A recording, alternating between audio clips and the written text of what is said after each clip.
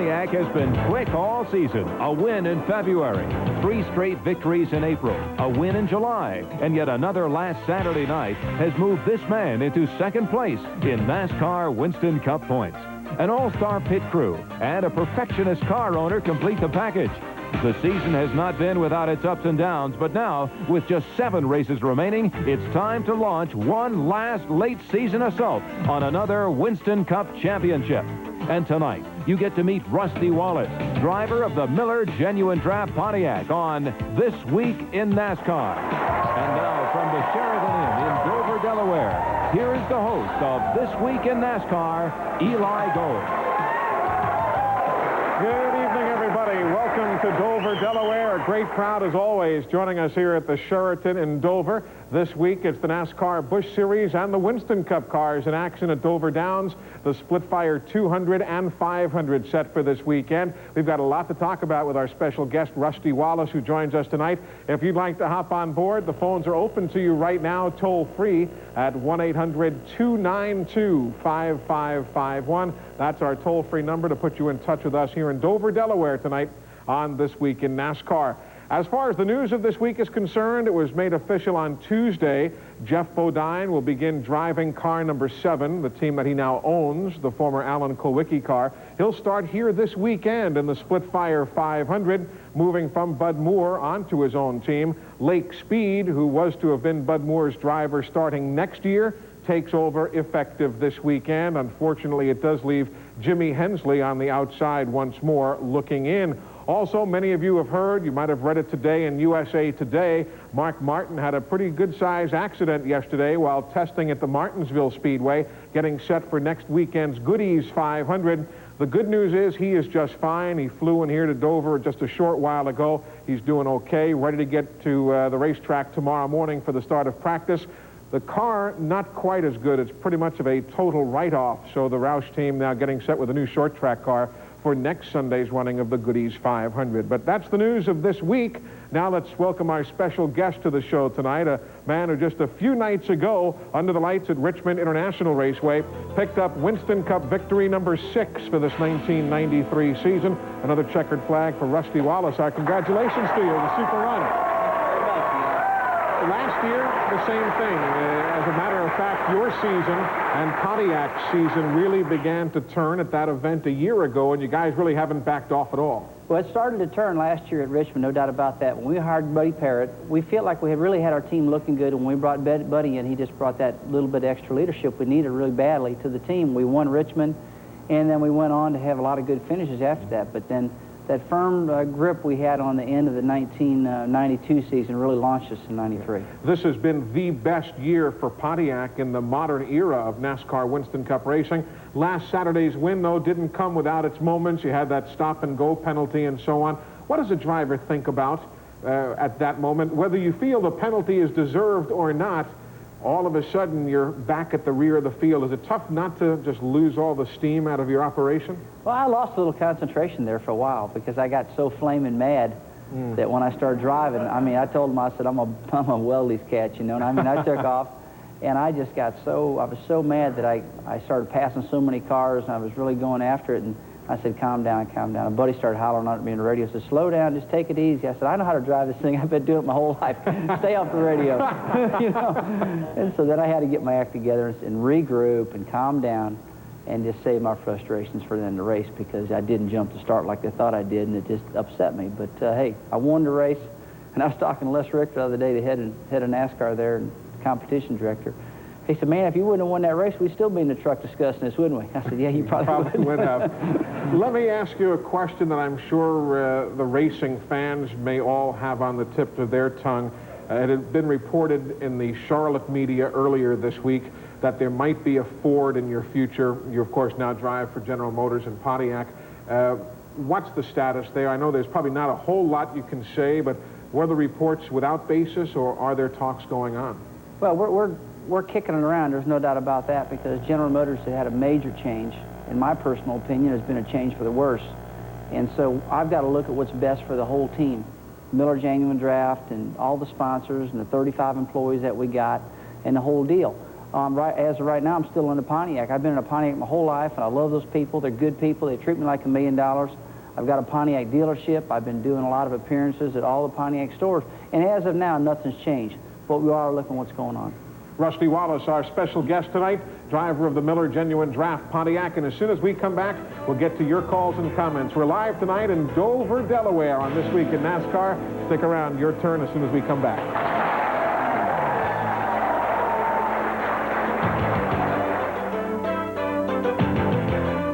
This Week in NASCAR is brought to you by the Heartbeat of America, Chevrolet, and your local Chevy dealer.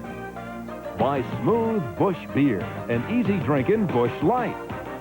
And by Kendall Motor Oil, pour in the protection.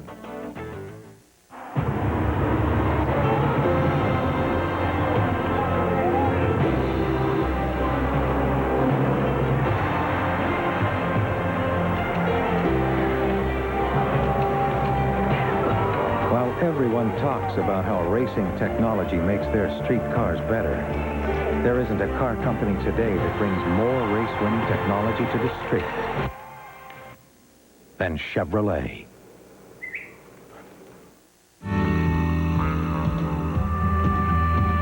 There's no place on earth that I'd rather be than out in the open where it's all plain to see.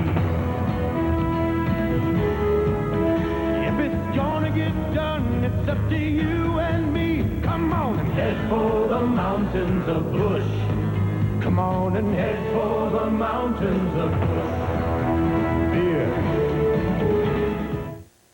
Okay, Dad. I'll never forget my first oil change. For more than 5 generations, people have trusted Kendall Motor Oil to protect their engines. Today's Kendall protects better than ever. Car is a pretty big responsibility. Yeah? And this is the key. Hey, Charlene.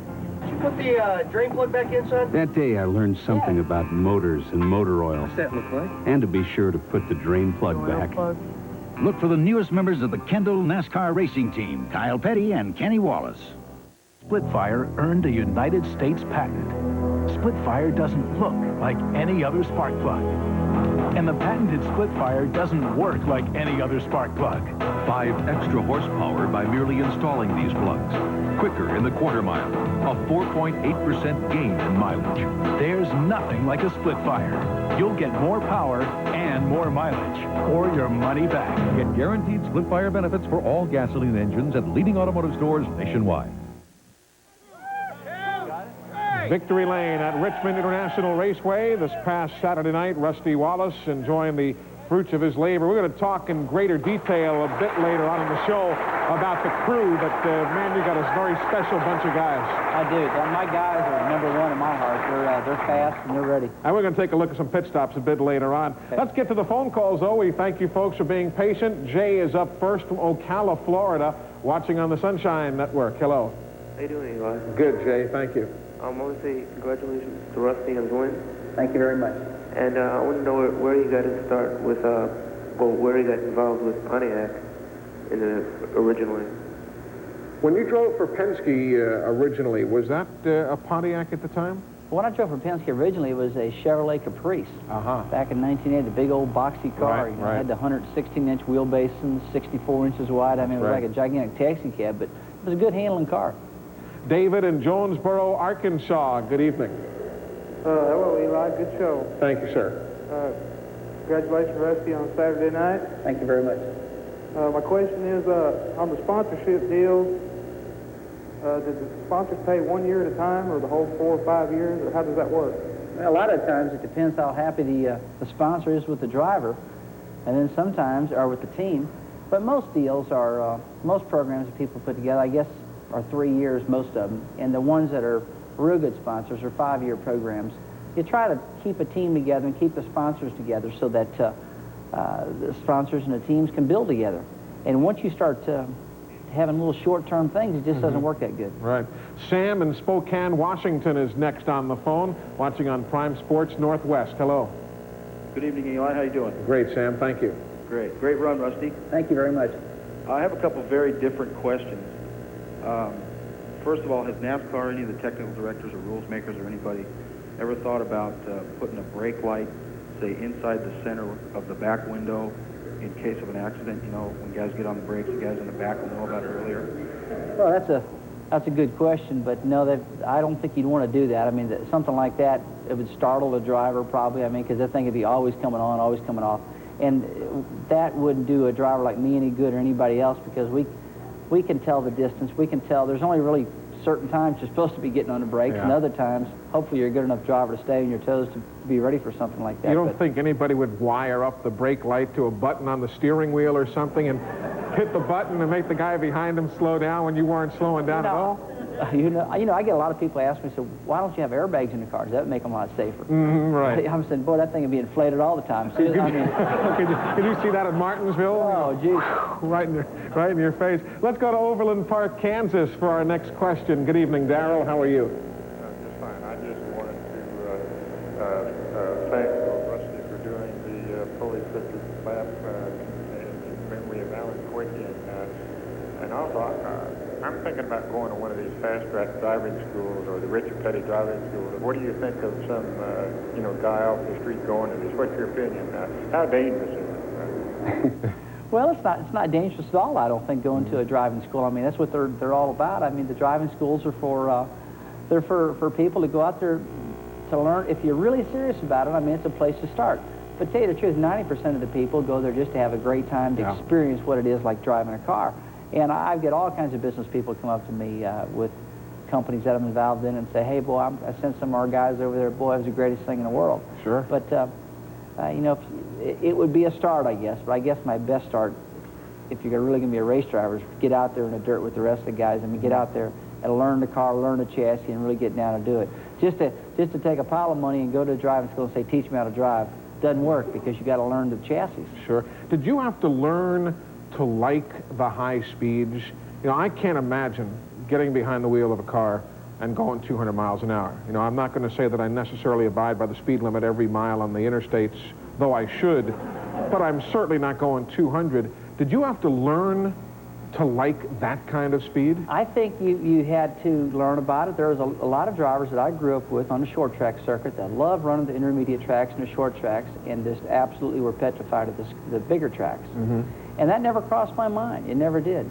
I got to tell you, after I had the two bad wrecks at Daytona and Talladega, it made me really think about who I race with, not about the speed. It made me think, hey, I don't want to run with this guy, because this guy is kind of like a lethal weapon to me out there all the time. I'm going to keep my distance from him. It made me a much smarter driver, I think. But as far as the speed, no, I don't have any concern about that. Interesting answer. Rusty Wallace is our special guest this evening. Again, we'll be taking more of your calls and comments here in just a moment, so feel free to join us. We're live tonight in Dover, Delaware on This Week in NASCAR. We'll be right back.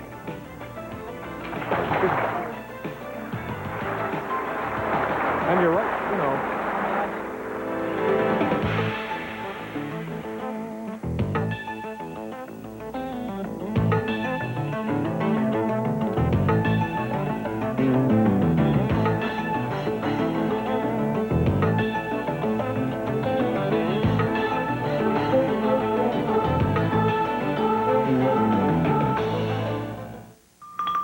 Newsflash for Big 8 football fans. Get the inside stories and follow your favorite teams from field to field. See the big hits and the big plays on the Big 8 Gridiron Report. Friday afternoon at 4:30 on NESN. Your ticket to the best in college football.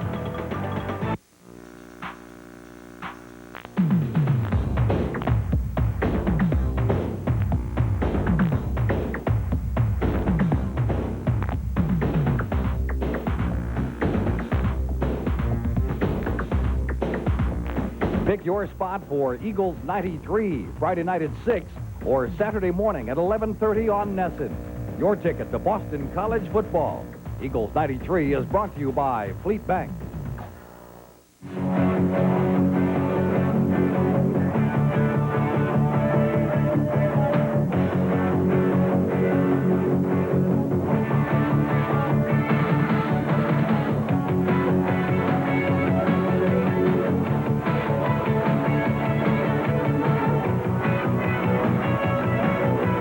Wet and wild with Motorsports World tomorrow night at 9 on NESN. Your ticket to the widest variety of sports. Welcome back to This Week in NASCAR with Rusty Wallace, our special guest, en route to victory lane at Rockingham earlier this year, then back-to-back-to-back wins in the month of April. We've just seen Mark Martin come off a streak like that. What happens when you get into a groove like that? You guys just can't seem to do anything wrong. Well, a lot of good things happen. First of all, when you win a race, the team goes to the very next race in a real up mode. That's one thing I got going for me this week at Dover. They're really excited. We've got a great car we brought here. We're bringing our Bristol car, which was a good car. And that's the same car I won the 3 in a row with. But we've got a good car. We've got a lot of confidence in it. The team's in a real up mode. And you go to the next one, and a lot of times, if it's one of your favorite racetracks where your setup is usually easy, you hit again. Yeah. And like Mark had a heck of a good deal, though. I mean, he hit on a short track, a road course, an intermediate track. I mean, he really had a good roll there. He really did, something special. Let's get back to the phone lines and head down to Melbourne, Florida. Larry on the Sunshine Network. Hello. Hello, Larry. Are you with us? Apparently, he couldn't stay with us. Our phone lines are open to you as we go now to Sherry, who joins us with a question for Rusty Wallace. Hello, Sherry. Sherry, are you with us? Apparently, she and Larry must have something going there. You never know. It's late. Anything is possible as we spend time with Rusty Wallace. You made an appearance earlier this evening. You were up the road a bit in Wilmington, Delaware, spending time there. Your brother was there, and Michael Waltrip, and so on. What's Kenny saying on the tail end of his rookie season? Has it been more of an eye-opener than he thought it was going to be? I told him I said it's going to be tough. I said, you're going to go through pure hell your first year. I mean, you're going to doubt yourself. You're going to do a lot of things, you know, because you gotta understand the handling of the car. You got to understand the suspension. I mean, there's a lot of great drivers out there. Okay, there's a lot of people who can just get in the car and drive, but it doesn't work. You got to understand the car. Okay, and Kenny's understanding all the tracks. He's understanding the cars now, and he's right now, in my eyes, I've been watching him. You know, he ran a great race at Richmond. It was him and Earnhardt, an 11-car dueling back and forth forever there, and he lost an engine. But he's really starting to go good now, and he's really paying attention. Has it been frustrating at all? Did you notice him getting a little short with his own self, even though he's he gets real concerned, you know, because I mean, you know, when you get thrown in the wolf, so to speak, under his own desire, it's a deal where you got to get thick skin. You got to be able to take all the little sly remarks from people on certain teams or different teams that, hey, you can do it or you can't do it. Sure. You know, and my answer always is, well, hey, I took him. Sure.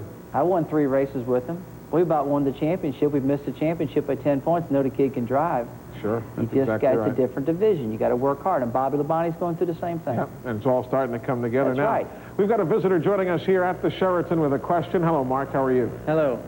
Rusty, congratulations on Saturday's win. Thank you. I hope you stay with GM. My question is for you is, what do you think the biggest challenge is here at the Monster Mile? I think that the biggest challenge here at the mile track is just durability and lasting it. The racetrack is, in my opinion, we run too many laps here. This race should be a 400 lap race instead of a 500 lap race. The track's it's pretty rough right now. I mean, the surface is pretty rough. It beats the suspension apart. The car, it's hell on the cars. I used to really watch what I said about racetracks, but when I get unhappy about a racetrack, I listen to a lot of interviews this week, and it's time to be repaved. The trend of things now are to back the events from 500 laps off to 400. I mean, most people's attention span in NASCAR Winston Cup racing are 3 to 3.5 hours. When you start racing 4.5 hours, and if you have a lot of cautions pushing 5, it just gets to be too much. Rusty Wallace with us here this evening as we take a question now from Greg in New Richmond, Wisconsin. Hello. Hi, Greg. How are you? Hi. Congratulations, Rusty, on your run last Saturday. Thank you very much. Especially after being penalized by NASCAR. That kind of leads into my question. Earlier this year, there was a couple of times where NASCAR penalized Dale Earnhardt for one time for getting in the back of somebody. Now, like in the race last Saturday night at Richmond, Ricky Rudd got in the back of Jerry Cope, and they didn't penalize him. What factors do they take into consideration for something like that? Well, I understand your question, and believe me, a lot of that same stuff goes right through my mind. Well, why did it happen to me and it didn't happen to them? I can't answer that. You know, there's just so many things that happen on a racetrack. So many cars are coming down pit road at one time. There's 42 cars starting a restart. There's only 4 or 5 eyeballs up there. A lot of the time, the guys just miss a lot of that stuff. And if they're focusing on one thing and they catch a guy doing something, they go down on him, you know. But I used to be notorious for jumping restarts and having these jackrabbit starts and all that stuff. I don't think I've ever forgot it when it comes to me. I've quit it now, you know, because they don't want you to, they want to have good, smooth starts and all that. But reputations can precede you sometimes. Exactly. They sure can, yeah. Rusty Wallace is our guest. We'll be taking more of your calls here in just a moment, though I do want to remind you about our next couple of shows on This Week in NASCAR. Next Thursday night, we'll be in Martinsville, Virginia at the Dutch Inn Hotel. We'd love to see those of you there in person, so come on by and say hello. If not, join us right here on Prime Network. In 2 weeks, Junior Johnson, the special guest from his racing shops in Ingle Hollow, North Carolina, just down the road from North Wilkesboro, where the Winston Cup cars will be running. So that's what's in store over the next couple of weeks, over the next couple of moments. These important messages for you as we take a look at Winston Cup points, positions 11 through 20. We'll be right back.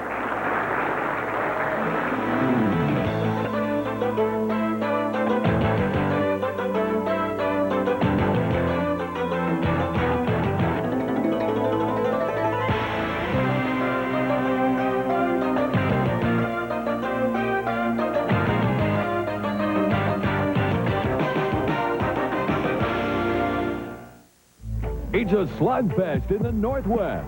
Chad Paulson and Oregon State are set to test Anthony McClanahan and the Washington State D. The scoring drive. That's what it's all about. Beating the team. First and 10, fourth and inches. It doesn't matter. Just break the tackle. Go all the way. The only goal is taking it to the zone. Saturday night at 6:30 live on NESN. Your ticket to the best in college football. Hi, I'm Ann Ligori. One of my favorite parts of Sports Interview is the interview, getting the personalities to open up about themselves. You'll see that there's more to these athletes than RBIs and touchdowns.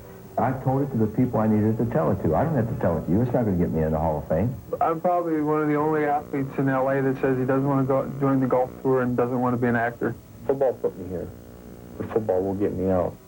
So look for us each week on Sharp Sports Interview. Hello, I'm John Abdo, and this is my fitness profile.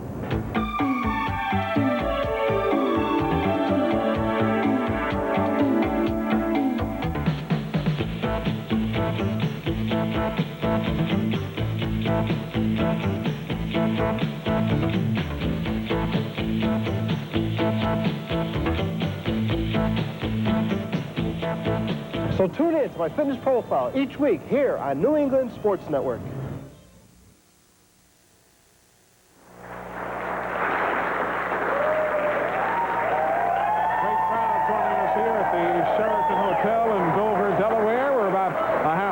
From the main gate of Dover Downs International Speedway. It opens up bright and early tomorrow morning for practice and then eventually qualifying for the Busch Pole tomorrow for the Winston Cup and the Busch Series cars. Rusty Wallace is our special guest, driver of the Miller Genuine Draft Pontiac. We mentioned earlier in the show that you've got an outstanding crew, and your pit crew has been so much a story for successes. I mean, you, very honestly, they have, I want to say, totally won races for you, but there are a couple of times this year where they have really gotten you out of the pits in great position. It's a great group. That's coming running second. Yeah. And they've had a faster stop and they got first. And nowadays the competition is so close. The track position's everything. Buddy Parrott came on board and seemed to just orchestrate a whole change in everybody's outlook, let alone the pit stops themselves, just the way the whole team operates. Well, you know, you got to start with good guys first of all. Nowadays we don't have time to train people. And I started with a bunch of good guys, and Buddy put them on a stringent workout program and just organized them, and they're really working good now. What do you do during a pit stop? I mean, you know, you're only there 20 seconds. Well, when I come into pits, I get about one pit stop away, and I kick it out of gear. I'll take my left foot, get it on the brake pedal, get my right foot on the gas. Or I'll have my left foot in. See me how I do it. I gotta think I do it myself. I'll take my left foot, I'll push the clutch in, you know, keep the wheel straight. Right. Take my right foot, put it on the brake, twist it, keep the motor up at a high RPM so it doesn't die on a pit stop. Be watching Buddy, be feeling for everything. When that baby comes down, I launch.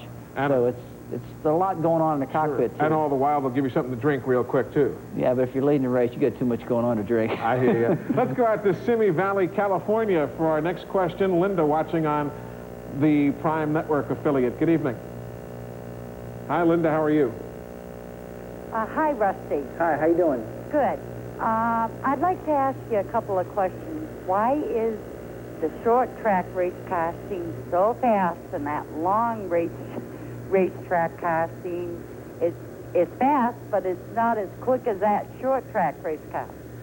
Is the perception the same from your viewpoint as it is for our viewer out on the coast? Do some tracks just seem that much faster, even though they might be smaller in Well, distance? when you're at Talladega or Daytona, the car's wound up and it's just sitting there running 190 miles an hour. I know the number sounds big, but it feels like you're just sitting there. When it gets hairy is when you get 40 of us running side by side at that same speed, and the car starts losing air to it and it starts moving around and everything.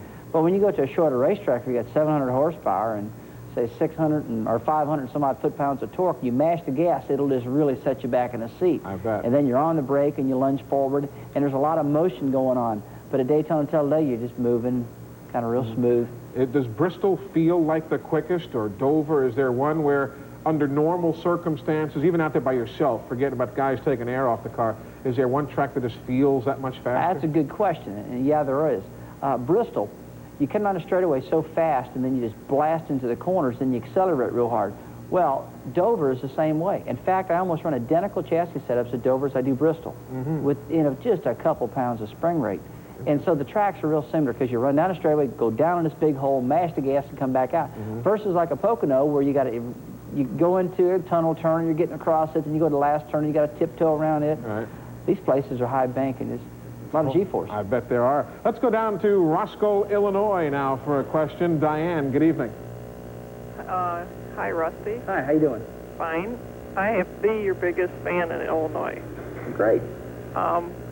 When you're racing and NASCAR or one of the officials make a bad call, don't you get furious? I have a brother, or two brothers, a husband and a son that race, and I can't stand to see when they make what I think are bad calls. We had talked a little bit about that earlier. Is there much give and take after the event? You mentioned you talked to Les Richter. Do you get a chance to voice your opinion and their opinion face-to-face to you? Yeah, if you go pursue it. But, I mean, it seems like when you go through one circumstance and if it keeps happening and you don't like it and you know you can try to do something about it or try to help them, you go talk. But this sport is run by a couple individuals. In a lot of times they're right, and a lot of times the drivers are wrong, but sometimes when you really know that you're right, you really get in there and you go for it. And a lot of the times, I mean, Bill France and Les Richter, they want to hear those things. They want to try to improve the sport. Sure. Let's go to Johnson City, Illinois for our next question. Jesse, good evening to you. Hello, Eli. Hi, Jesse. Hello, how you doing? Two quick things to say. Okay. I was at Indy when you guys were testing, and Kenny hit the wall, and I come up to you and asked for an autograph, and I understood that you was concerned with the family. And sometimes I think fans get caught up in autographs and wanting the pictures and all that, and from a fan, I apologize for that, and I hope you win the championship this year. And I got one quick question. Okay. What do you think about the cars running in Indy? Do you think there's going to be a problem, or it's going to be a lot of smooth racing? I personally think it's going to be a lot of smooth racing. I mean, that place was just an absolute win-win situation, everything we did there. The cars handled great. They stuck to the racetrack great. There was a couple of them that got themselves in trouble, you know. And Kenny was close to saving the car, too. If you look at that videotape or the replay, he was that close to getting it back online. Yeah, it's true, but it gets right back to that same deal. Every racetrack's a learning experience for a new guy. And Kenny's, he's been racking up that experience all year long, you know. That was a good question about the fans, you know. 'Cause I love them to death, but it's so tough sometimes. I mean, you should have seen the crowd there at Indy. You walk out, and they were 60 foot deep. It was unbelievable. It was like a rock concert. You walk through, and you couldn't stop and sign them all. You had to keep walking and sign, and you get a lot of them cussing you real hard because I didn't stop, and I had to keep moving. And then Kenny got hurt. My mind was totally on him, and it's a touchy situation. Tonight, I was in a big autograph session, and I signed for the allotted time to 2 hours, and I went over 15 minutes, and I wanted to get to the show tonight. I didn't want to get stuck in the weather with the airplane and stuff.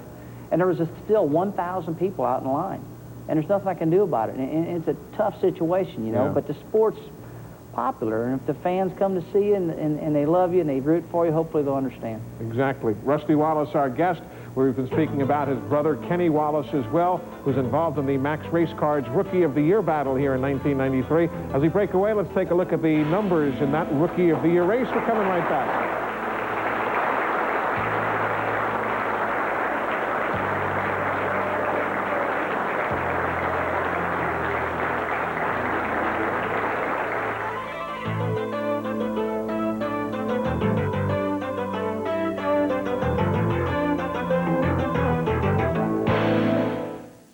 For home or auto, 10 tools included. Power for big jobs, tight spots, extra long cord, Corvette back by Eureka.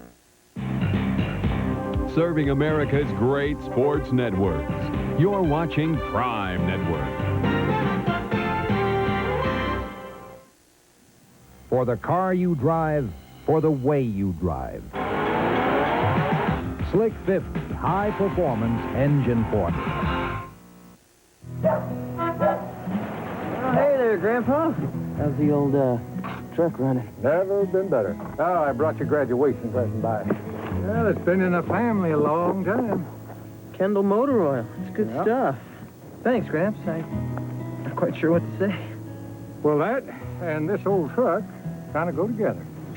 It's yours, as long as you take care of it. Look for the newest members of the Kendall NASCAR racing team, Kyle Petty and Kenny Wallace. Mountain man survival skills. The basics. A true mountain man must have a keen sense of direction, a certain physical dexterity, and a talent for surviving the most unforgiving climates. Of course, nothing is more key to a mountain man's survival than plenty of smooth bush beer and easy drinking bush life. So, head for the mountains and learn how the mountain man survives even the most grueling conditions. Rusty Wallace and car owner Roger Penske, as we welcome you back to This Week in NASCAR.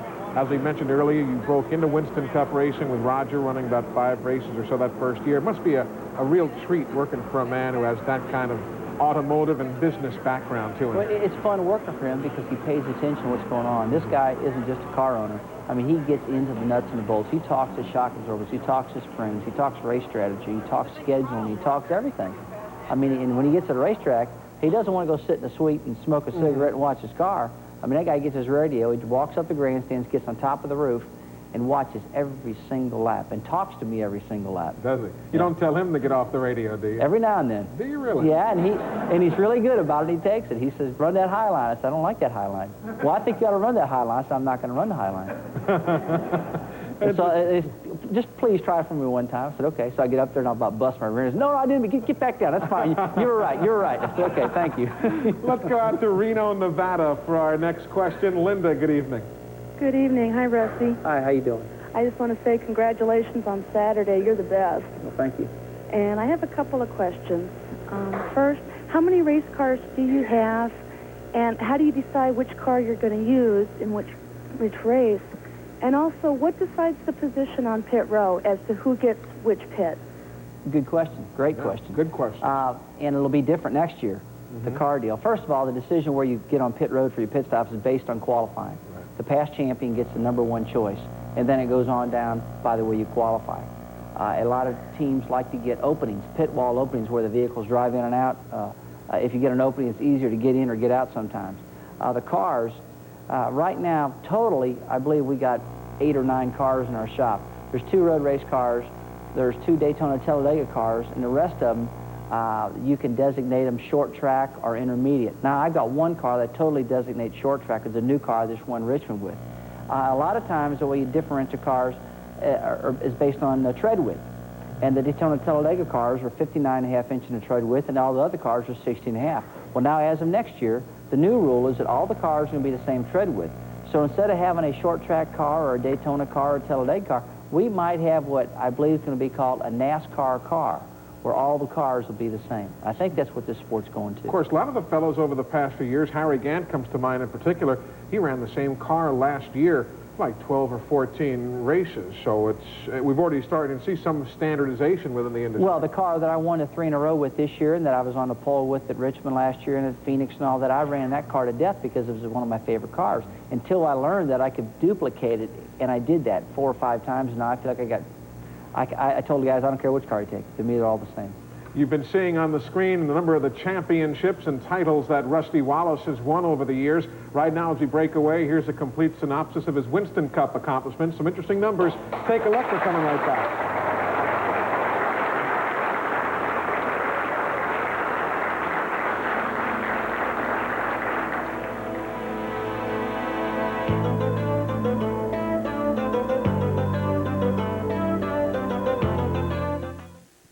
What is a mountain man's natural environment? Let's explore.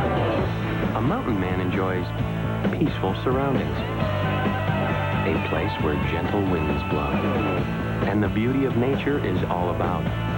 Only here does the mountain man find true happiness with a smooth bush beer or an easy drinking bush light. So, head for the mountains and find out how the true mountain man can make any environment a more natural one. Sometimes in life, you have to seize the moment. That's what Racer Magazine does for you. Here's the auto racing monthly you've been waiting for. It's about time. Racer is informed, emotional, authoritative, and passionate, with large-scale, full-color graphics, written and photographed by the best. Something worth reading, something worth keeping. There are no long, boring race reports. You already know what happened. Racer tells you how it was done. We want you to have the opportunity to take Racer for a test drive, to experience this new magazine for yourself. To order a trial subscription, call toll-free 1-800-553-7400. There's no risk, there's no obligation. If you're not happy with your first issue, just mark cancel on your bill. We don't think you will. Seize the moment. Take Racer for a test drive. Call toll-free 1-800-553-7400. Splitfire earned a United States patent. Splitfire doesn't look like any other spark plug. And the patented Splitfire doesn't work like any other spark plug. 5 extra horsepower by merely installing these plugs. Quicker in the quarter mile. A 4.8% gain in mileage. There's nothing like a Splitfire. You'll get more power and more mileage, or your money back. Get guaranteed Splitfire benefits for all gasoline engines at leading automotive stores nationwide. Crew Chief Buddy Parrott on the left of the screen. Looks like Ken Millett from Pontiac on the right of the screen. That was Victory Lane at New Hampshire International Speedway when Rusty picked up the first win at that racetrack for the Winston Cup Series. There's a nice honor they'll never be able to take away from you. No doubt about it. I mean, whenever you can go to a racetrack, a brand new track, and win, it feels great. And we went up there and tested. I mean, I think the whole Winston Cup circuit tested up there. And, Jesus, I really messed up qualifying. I unloaded, and the car was really fast in practice. I tried too hard, and I screwed up. Qualified 33rd, and come from 33rd to win. It was a great feel. You know, you've got a great crew. We've talked about all these folks who've been backing you up. I want to talk about another element of your background, and that's the support you've gotten from your family. Your dad in particular, although not to exclude anybody else, but he has brought to the racing world yourself, your brother Kenny, your brother Michael, and he himself, your dad was a champion many times over. Was he the push originally to get you guys in this direction? Well, believe it or not, he didn't push us at all. Really? Myself, Kenny, and Michael, we worked on Dad's car. We were his pit crew. And it just, once we started working on those cars, it got in our blood. I mean, we loved it. Yeah. In fact, we got so deep involved in it that Dad didn't have anybody to work on his car anymore, you know. We had all these race cars out there, and he said, hey, I'm going to step back and let you guys go. So he did that, but he goes to as many races. In fact, he was at Richmond. He called him up a couple weeks ago, and he said, I'm sitting here watching TV with your mother. She says, I'm starting to be a pain in the rear end. And I said, well, I'm just going to go down and see the kids. She says, well, just go. She said, I will. So and next thing you know, there he is in Richmond. He came down. I went to Richmond. He won. He was really excited about it. But he's great. He's wonderful. A wonderful family. Millie is joining us here at the Sheraton in Dover with a question. Good evening. Good evening, Eli. Hi, Rusty. Hi.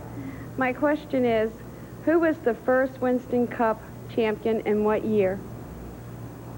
I guess the very first, I would have to say, might have been Red Byron, going all the way back, but I would have to double check and look up the record books to make sure I haven't misstated.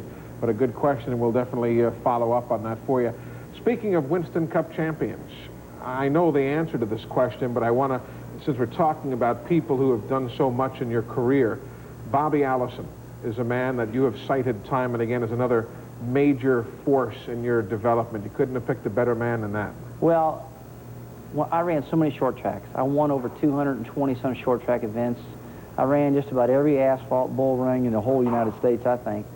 And my constant dream to get in Winston Cup, I was always asking people what to do, and a lot of people just would brush you off, wouldn't even say anything. But every time Bobby showed up at the racetrack, whether he was in an all-pro race or a NASCAR race or an ASA race, he always came over and talked to me, you know, and we always talked a ton. He was always trying to help me, and he stayed helping me right to the living end. And him and I we always talked aviation a lot, and maybe that was a bond we had between the two of us or whatever, but he was always giving me good advice and always helping me. And I've always labeled him, if I've got a racing hero besides my dad, it's Bobby Allison. Interesting answer. As we were just getting a question, it's been reconfirmed in my ear. It was Red Byron, 1949, who won that first Winston Cup championship. So, Millie, we thank you for your question. And now we go to Stockton, California. Rick, good evening to you. Rick, are you going to make it? Apparently he couldn't stay with us, but we'll try and get a medical update on Rick for you here in just a short while. Let's go to Salina, Kansas for our next question. Good evening. Hello, Bill. How are you?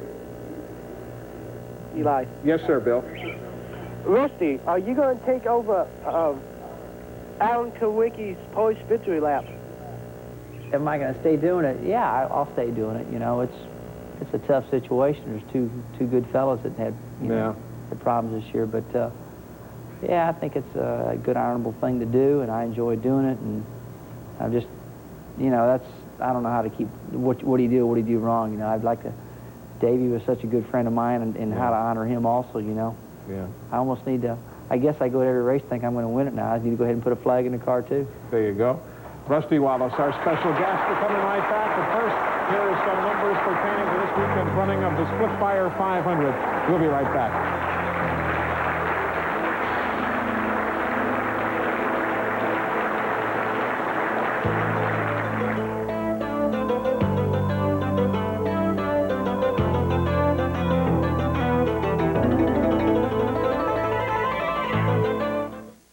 You don't want to travel this street in the dark. So let Barron's escort you on a weekly tour of investment opportunities. And now a subscription also brings you a free video guide to mutual funds. It walks you step by step through this complicated subject and makes it as clear as day. Subscribe now to Barron's and get 13 weeks for only $32 and your free video Barron's Guide to Mutual Funds. Call toll-free 800-255-5000. That's 800-255-5000.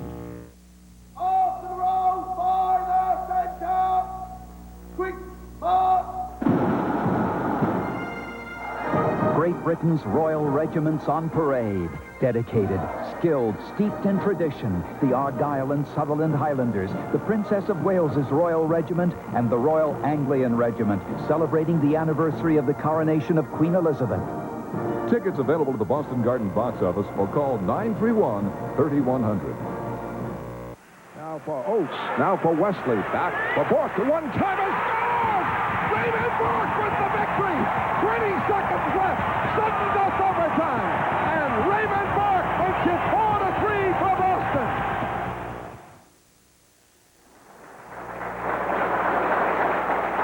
The Sheraton Inn and Conference Center here in Dover, Delaware. This has been our headquarters at this racetrack basically since this facility opened. We've been staying here, as most of the racing people do, for I guess the last 15 years or so. just about a half mile from Dover Downs, a beautiful new conference center that has been built alongside this hotel. So if you're coming to Dover, be it for racing, for state capital business, whatever, remember the Sheraton Hotel here on Route 13. Some very, very kind folks to all of us here on race weekends. Let's get back to the phone lines and take your calls as we head to Reno, Nevada for our next question. Scott, how are you? All right. Good. Your question, sir? Well, first of all, Rusty, I'd like to say I've been having fun watching you on NASCAR. My friends and I have a little bit of a thing going that we say that you drive our cars, you know, basically, because we all drink Miller Genuine Draft, and we say, you're our driver, and Bobby Ray Hall drives the other car for us. So, you know, it's basically, you know, congratulations and everything. Now, my question is, when you're at Sears Point, what do you do physically to get prepared for it? Physically, to get prepared for Sears Point, really nothing any different than I do any other racetracks. I mean, I've been doing a lot of exercising. I've always done that. I kind of slacked off when I got hurt at Talladega. I mean, broke my wrist, and I just couldn't press the weights the way I wanted to. But I'm back on that right now. So it's a real physical racetrack. A lot of moving, a lot of shifting, a lot of brake work and stuff like that. Just general things I do. Nothing special though. Monica is up next from East Prospect, Pennsylvania, watching on the KBL Sports Network. Hi, Eli. Hi, Rusty. Hi. I have two questions. My first one is, are they really going to put restrictor plates on every race now? And what is your advantage on the short track? Okay, we should mention, no, the restrictor plates are not going to be put on every race, nor for that matter are they even going to be put onto the race cars at Charlotte or Atlanta, as had been talked about. NASCAR has come out with some new aerodynamic rules, which they're calling the 5.551 rule, which will still slow the cars down by about 7 miles an hour and still keep them solidly on the racetrack without having to go to the restrictor plate engines. So we'll talk more about those aerodynamic changes, certainly as those races approach. As far as short tracks, it's your background. You cut your teeth on short tracks. But does that translate to when you get out in a 3,500-pound car at Martinsville? Not really. I think I enjoy the short tracks. I enjoy the intermediate tracks. I really like all the tracks, the road courses. Everybody said, hey, what do you like so much about the road courses, you know? I've always run good on them. But, boy, you really got to work hard on the chassis setups on the short tracks, and I really like doing that. So I really get into the nuts and bolts on that, the shock absorbers, the sway bars, the springs, the air pressures, things like that. And I've always, one good thing we've had a good basic chassis setup that we keep trying to perfect. It's not like we go to a racetrack, we're out in left field, we got to rebuild the whole thing. How much hands-on do you really have on the car? Because your time is so busy.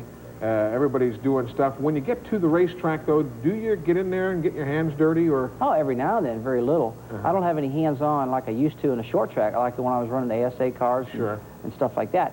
But I try to make 90 to 95% of all the calls on the chassis. Once the car arrives at the racetrack and I go out and I practice, Todd Parrott, myself, we're working back and forth on chassis setups. And when we come back to the shop, then him and I are talking again about what setup to take to the next track.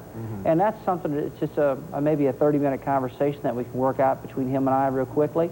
And then obviously, if I came to Dover here the last race and I set on a pole with a new track record, I'm going to bring it back just the same way. I would think so. Let's go out to Vista, California. Greg watching on Prime Ticket. Hello. How you doing, Eli? Great, Greg. Thank you. Great show. Thank you, sir. Hey, Rusty, I'm a diehard General Motors fan, and I hear you thinking about switching to going to Ford. Wouldn't you think it would be the best interest of NASCAR to keep the variety of cars out there on the track? Well, I think it would. I mean, there's nothing wrong with the variety of race cars. I like to see all of them. I wish Chrysler would come back. I like Ford being involved. I like Pontiac. I like Chevrolet and all that. But things have changed a lot right now. And I don't think that you'll hurt the variety. I think that it'll still get there, although I see it lending towards more of a Pontiac, Ford, Chevy deal, and that's about it right now. You don't see Buick and Valve or Oldsmobile or Chrysler anymore. I would like to see the days where that could happen again. Rusty Wallace is with us this evening. Don't forget, next week we'll be in Martinsville, Virginia at the Dutch Inn for This Week in NASCAR. Hope you can come by and say hello to us there Thursday on Route 220 in Martinsville, Virginia. If not, join us right here on Prime Network. In 2 weeks, we'll be at Junior Johnson's shop up in Ronda, North Carolina. We'd love to have everybody there in attendance, but there's just not enough room. It'll be by invitation only, but join us, Junior and I, as we shoot the breeze about his fine racing career coming up here in 2 weeks' time. Right now, as we leave you, here's a look at the broadcast schedule for Sunday's Split Fire 500. We'll be right back. Stay with us.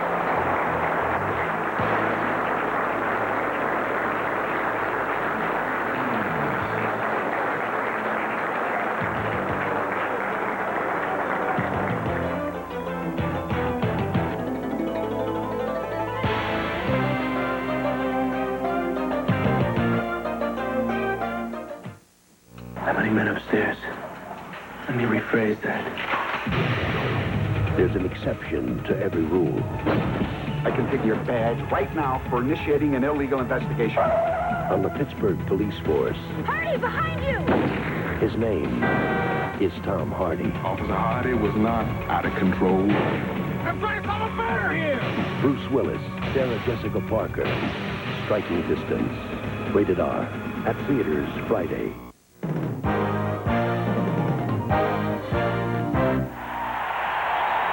Nearly buried Samuelson with a hit. Absolutely buried him.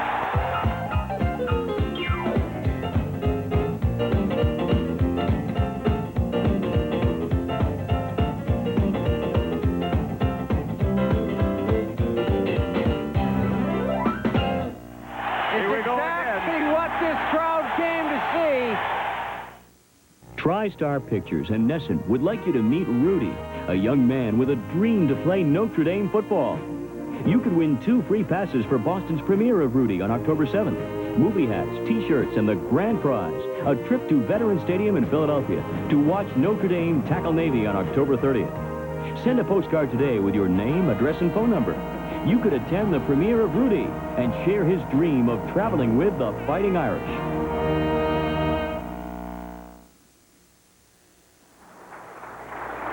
Back with you on This Week in NASCAR. No, this is not the Home Shopping Network, and those are not for sale from that lady, but that's just some of the Rusty Wallace memorabilia that has come to join us here at the Sheraton Hotel as we welcome you back with Rusty, our guest. I'm Eli Gold. Let's get right back to the phone lines and go to Brea, California. Mark watching on Sports Channel up in the Bay Area. Good evening.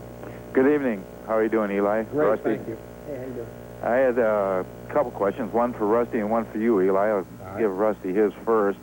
I'm originally from Milwaukee, and I was just curious how Rusty liked the Milwaukee Mile, and if he thinks that would be a good stop for the NASCAR stop. Well, I definitely think Milwaukee would be a great stop for NASCAR. I think that it's a track that would definitely pack the grandstands. I think we need to be... We've got a couple of races on the East Coast right now. We've got Loudon, we've got Dover, we've got Pocono.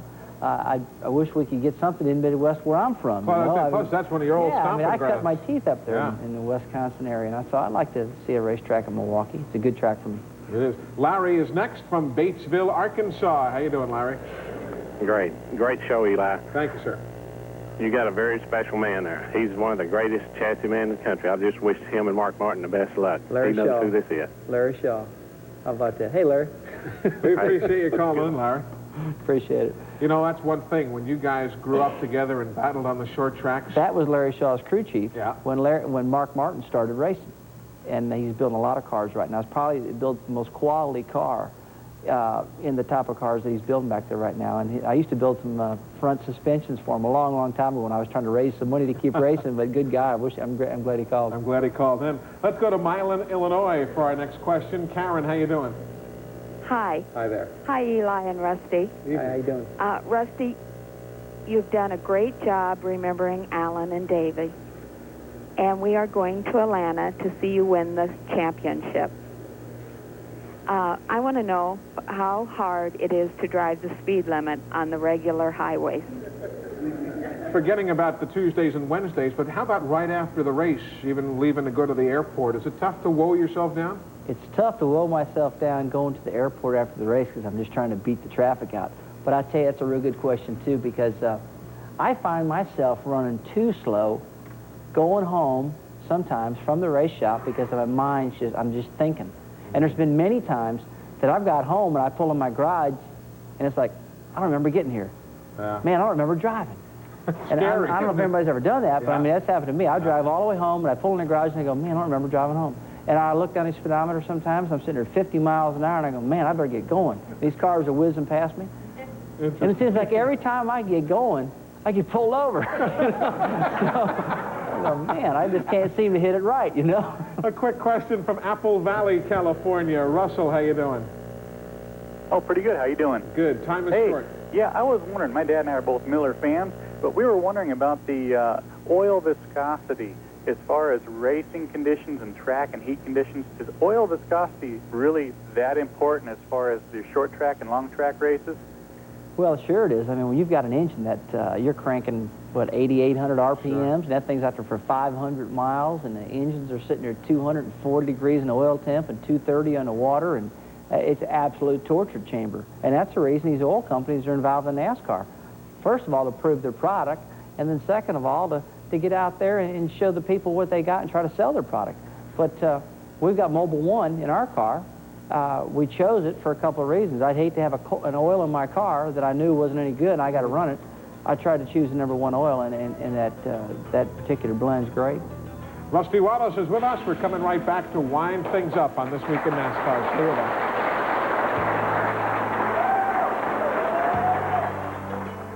This Week in NASCAR has been brought to you by Kendall Motor Oil. Pour in the protection. By the heartbeat of America, Chevrolet, and your local Chevy dealer. And by Smooth Bush Beer, an easy drinking Bush Light. Forget my first oil change. For more than 5 generations, people have trusted Kendall Motor Oil to protect their engines. Today's Kendall protects better than ever. Car is a pretty big responsibility. Yeah? And this is the key. Hey, Charlene. Did you put the drain plug back in, son? That day, I learned something about motors and motor oil. What's that look like? And to be sure to put the drain plug back. Look for the newest members of the Kendall NASCAR racing team, Kyle Petty and Kenny Wallace.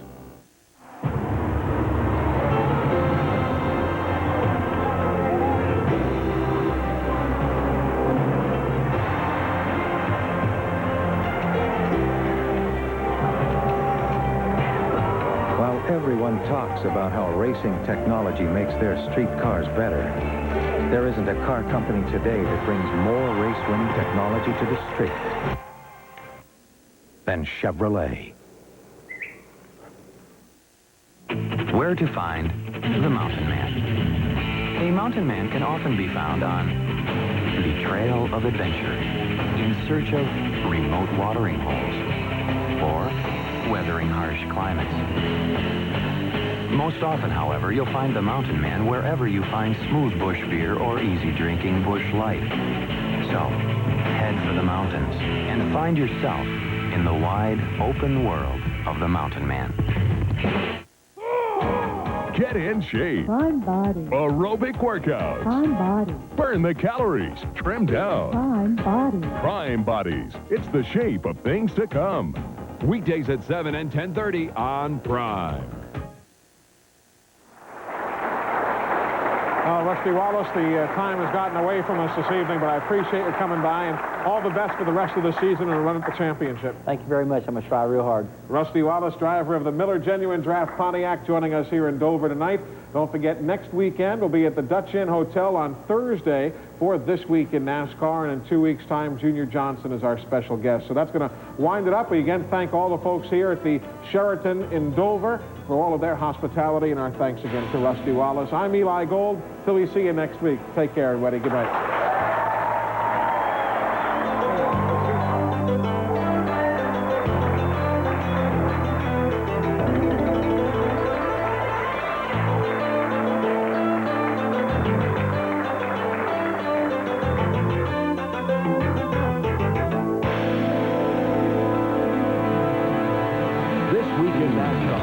Provided facilities for production by the Sheridan Inn and Conference Center in Dover, Delaware. Whether you come for the fun of a race weekend or for business, expect to be treated with attention to your every need.